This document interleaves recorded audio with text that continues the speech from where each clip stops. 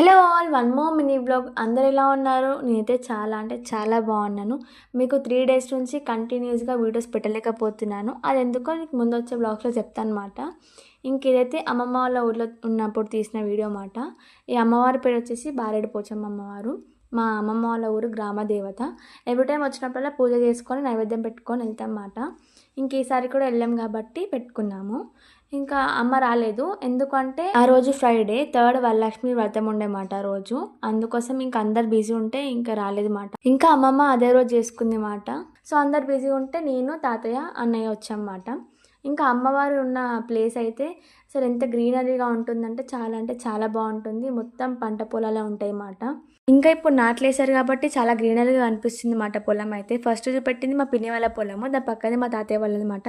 నేనైతే ఎప్పుడో చిన్నప్పుడు ట్రై చేశాను నాట్లేయడం. ఇప్పటికైతే ఒకసారి ట్రై చేయలేదు.